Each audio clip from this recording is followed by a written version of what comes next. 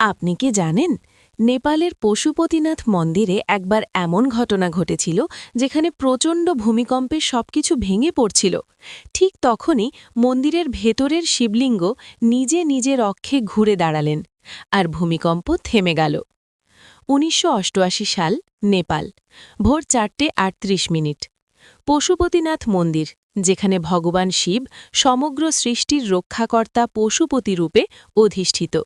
প্রতিদিন ভোরে প্রথম আরতি শুরু হয় ওম নমঃ শিবায় ধ্বনিতে।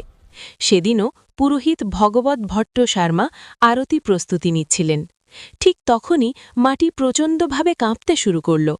মন্দিরের বাইরের দেওয়ালে ফাটল ধরে ঘণ্টাগুলি টেনে ছিঁড়ে পড়ে গেল। স্তম্ভের উপরি ভাগ ভেঙে ধসে পড়ছে।